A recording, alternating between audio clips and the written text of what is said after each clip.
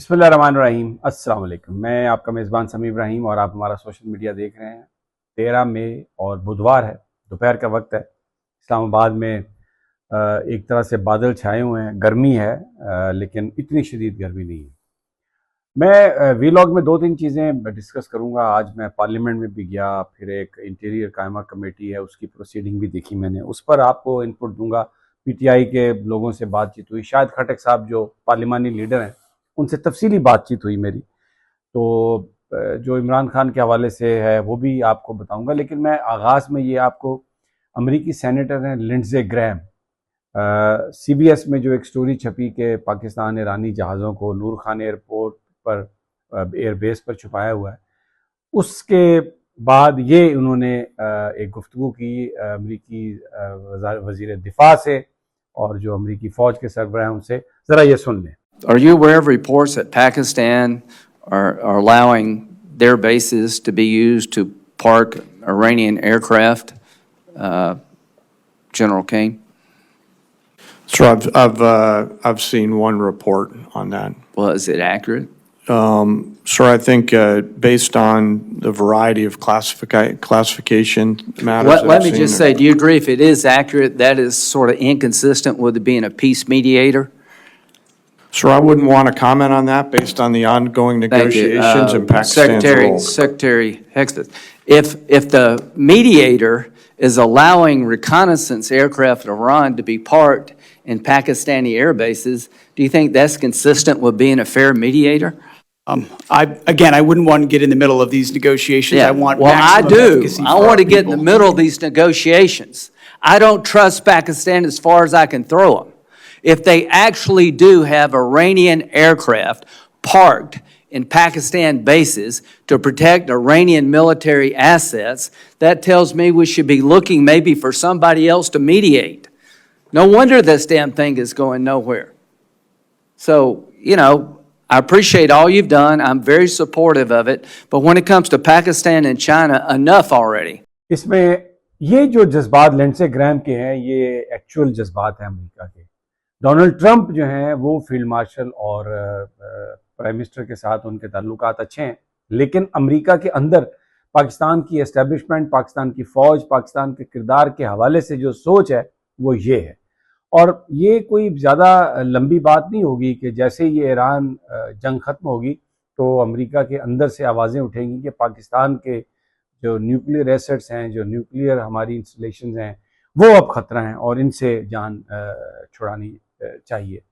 ये वो सूरत हाल है जिसका हम हमेशा से जिसको ख़बरदार करते हैं, जिसके बारे में बात करते हैं कि इस सिचुएशन से निपटने के लिए आपको दाखिली तौर पर अपनी पोजीशन को मजबूत बनाना है। लेकिन हम सिर्फ उन्हीं पे डिपेंड करते हैं, IMF पे डिपेंड करते हैं, अमेरिका के जो दोस्त हैं, साथी हैं, जिनको हम अपना दोस्त समझते हैं, उन पर डिपेंड करते हैं, जो कि सही पॉलिसी नहीं है। चाइनीज़ वज़ीर आज़म ने आज वज़ीर ख़ारजा ने इसहाक डार साहब से बात करके कहा, जो रिपोर्ट कर रहा है मीडिया के, आप ईरान के साथ जो निगोसिएशन है अमेरिका की उसमें ज़रा मज़ीद रोल प्ले करें, which is very good. China हमारा टाइम टेस्टेड फ्रेंड है और वो हमारे हमसाया है, तो उसके साथ जो हमारी चीज़ें मुश्तरक हैं या जो आगे जाके हम कॉमन ग्राउंड्स हैं हमारी, उनके साथ हमारा जो अलायंस है वो एक ऐसा पक्का और नेचुरल अलायंस हमें नज़र आता है। आज डोनाल्ड ट्रंप ने मुत्तहिदा अरब अमारात के सदर से भी बात की है और उन्होंने बेसिकली जो खलीजी ममालिक हैं उनसे ताउन की अपील की है, और उसके बाद अमारात के सदर ने प्रिंस मोहम्मद बिन सलमान से गुफ्तगू की है, क्योंकि सऊदी अरब ने ख़ास तौर पर इनकार कर दिया कि उनकी स्पेस यूज़ नहीं की जा सकती ईरान पर हमले के लिए, क्योंकि इससे जो खित्ता है उसमें एक बहुत ही इंस्टेबिलिटी आ जाएगी। अब ईरानी वज़ीर ख़ारजा ने जो एक सबसे अहम बात की है कि मुआहदा हो सकता है, लेकिन जो अमेरिका की डोनाल्ड ट्रंप की जो थ्रेटनिंग टोन है, जो धमकियां मेज़ गुफ्तगू करते हैं, जिसमें पूरी कौम की वो इंसल्ट करते हैं, वो रवैया जब तक रहा तब तक इस बात का फिर इम्कान कम है कि कोई अमन मुआहदा जो है वो हो सके। तो बड़ी तेज़ी से चीज़ें जो हैं वो डेवलप हो रही हैं। और अब एक चीज़ जो मैं डोमेस्टिक सूरत हाल के हवाले से, मेरी आज शाहिद खटक साहब से भी मुलाकात हुई और भी बहुत, जुनैद अकबर साहब से भी, बैरिस्टर गौहर से भी, क्योंकि मैं पार्लियामेंट में गया और वहाँ पर उनसे बात हुई, मुख्तलिफ जो PTI के MNAs थे उनसे, इमरान खान के हवाले से, क्योंकि जो पार्टी है वो ये समझती है कि एक भरपूर एहतजाज जो है ना वो बहुत ज़रूरी है। लेकिन जो मुझे उनकी गुफ्तगू से अंदाज़ा हुआ वो एक बात ये करते हैं कि क्योंकि महमूद खान अचकज़ई साहब और अल्लामा राजा नासिर अब्बास साहब के पास एक मैंडेट है मुज़ाकरात का, तो जब तक वो मुज़ाकरात के हवाले से कोई नई बात बताते या कोई डायरेक्शन नहीं देते तो उस वक्त तक हम अपने तौर पर कुछ नहीं कर सकते। लेकिन जो कल का एहतजाज था उस पर एक इत्मीनान था, और अब ऐसा लग रहा है कि आने वाले दिनों में हमें PTI की तरफ से एक बड़ा एहतजाज नज़र आएगा। वो एहतजाज अडयाला के सामने भी हो सकता है, वो एहतजाज मुख्तलिफ शहरों में भी हो सकता है, और लेकिन एक बात तो तय है कि इस्लामाबाद की तरफ लॉन्ग मार्च नहीं होगा, क्योंकि वाज़े तौर पर ये हदायत इमरान खान साहब की है कि इस्लामाबाद जाने की ज़रूरत नहीं है। अगर आप वहाँ पर जाएंगे तो आगे से जो 26 नवंबर को हुआ वो दोबारा हो सकता है और इससे बहुत ज़्यादा जानी नुकसान होगा जिसकी ज़रूरत नहीं है। और एहतजाज करें, पूरे मुल्क में एहतजाज करें। अब उसकी क्या सूरत बनती है उस पर पार्टी गौर कर रही है, और ये जो आने वाला ट्यूसडे है इस पर उस वक्त तक एक लाहेमल आएगा और उस दिन एक बड़ा एहतजाज हो सकता है। एक और बात मैंने महसूस की कि जो मंगल वाले दिन जो अडयाला आने की जो कॉल है वो अच्छा है, जो लोग चले जाए वहां पे, लेकिन ये कोई इमरान खान की रिहाई के लिए कोई स्ट्रेटजी नहीं है। MNAs जो हैं अगर वो अपने इलाके में रहकर मेन जो शाहराएं हैं, जो मेन चौक हैं, वहां पर एहतजाजी रैलीज मुनक़द करें, अगर 8-7 बड़े शहरों में हो तो एक सोच है कि उसका ज़्यादा इम्पैक्ट हो सकता है।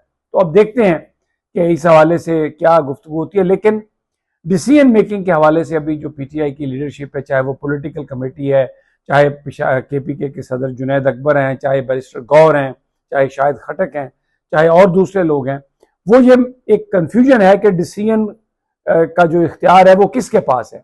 और फिर इसमें एक चीज़ और जो मैंने आज महसूस की है, जो बैरून मुल्क बैठे हुए जो यूट्यूबर्स हैं, सोशल मीडिया को हैंडल करते हैं, उनका जो इन्फ्लुएंस है वो भी बहुत सारे कामों को रुकावट डाल रहा है। और एक सोच है अब PTI की लीडरशिप में कि उन चीज़ों को आपस से पुश डालें, उन चीज़ों से आगे निकल आएँ, क्योंकि इमरान खान की बीमारी के हवाले से किसी के पास भी, जो आज मैंने कोई 18-20 अरकान असम्बली से मैंने बात की है, लेकिन यकीनी तौर पर कोई भी नहीं बता सकता कि इमरान खान की सेहत कैसी है, बुशरा बीबी की हालत कैसी है।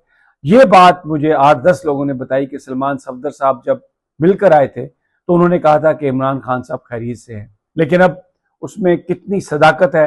एक जो अलार्मिंग, जो मैंने पिछले वीलॉग में भी बात की, कि जो क्लॉटिंग है उसकी तहकीकात, उसकी इन्वेस्टिगेशन, उसके लिए लोग बड़े परेशान हैं और वो चाहते हैं कि वो हो। फिर मैं सेनेट की जो कायमा कमेटी है इंटीरियर की, उसमें भी गया। वहां पर FBR की डिस्कशन हो रही थी, और एक चीज़ जो मैं जिक्र करना चाहता हूँ वो सामने आई कि जनाब जो इस वक्त मेंबर लीगल हैं FBR के, वो हर चीज़ में मुलव्वस हैं, और उन्हीं के खिलाफ जब कोई कार्रवाई होती है तो वो आगे जाने नहीं देते। तो टॉप पे वो बंदा बैठा हुआ है जो सब चीज़ों का रिस्पॉन्सिबल है, चोरी का रिस्पॉन्सिबल है, SOPs नहीं है, गोदामों में क्या क्या चीज़ है, इस तरह की बातें होती रही। लेकिन आयरनी क्या है जो मैं अब बात करना चाहता हूँ, फैसल सलीम साहब उस कमेटी के चेयरमैन है, सेनेट की कायमा इंटीरियर की कमेटी, और जो सैफुल्लाह अबड़ो साहब हैं वो इस सब कमेटी को हेड कर रहे हैं। अब आप मुझे बताइए, सैफुल्लाह अबड़ो साहब वो खुद हैं जिन्होंने वोट जो तहरीक इंसाफ के टिकट पर सेनेटर इलेक्ट हुए और फिर वो चले गए। एक ड्रामा किया इस्तीफा देने का, यूसुफ गिलानी ने वो नहीं माना, और अब बैठ के तो वो एक बंदे पर इल्ज़ाम लगा रहे हैं कि वो टॉप पे बैठा हुआ है, वो कुछ करने नहीं दे रहा, जो मेंबर लीगल है। और FBR और बहुत सारी चीज़ें जो है ना, ये अरबों रुपए की करप्शन है और सब कुछ है। लेकिन ये पाकिस्तान का अलमिया है कि वो खुद टॉप पर जिस जगह बैठे थे सेनेट में, वो उनका कोई कानूनी हक नहीं था, तो वो अपने गिरबान की तरफ नहीं देख रहे थे, शीशे के घर में बैठ के दूसरों को पत्थर मार रहे थे। बड़ा एक मुझे समझ आई कि हमारे यहाँ बेसिकली प्रॉब्लम की वजह क्या है, कि जिन लोगों के जिम्मे काम है खुद उनके दामन साफ नहीं है, लेकिन वो दूसरे लोगों पर वही हमले करते हैं और उन्हें बताते हैं कि उनके दामन साफ नहीं है। तो ये सारे एक ही थैली के चट्टे बट्टे हैं। जब तक ऑनेस्ट, ईमानदार और हकदार लोग नहीं आएंगे तब तक ये शायद मामला नहीं चलेगा आगे। और इसमें एक और चीज जो मैं बताऊं, कौमी असम्बली में आज जिक्र किया असद कैसर साहब ने कि किस तरीके से गिलगित बल्तिस्तान में तहरीक इंसाफ को महरूम कर दिया गया और जो जिस पार्टी के साथ उनका इत्तेहाद था उनका निशान भी छीन लिया गया और उन पर पाबंदी लगा ली गई। तो ऐसा लगता है कि वहां पर तो फॉर्म 47 की तैयारी हो चुकी है। बहरहाल ये थी आज तक की, अब तक की मेरे पास ताज़ा। जल्द आपसे मुलाकात होगी अगली वीडियो में। अल्लाह निगहबान।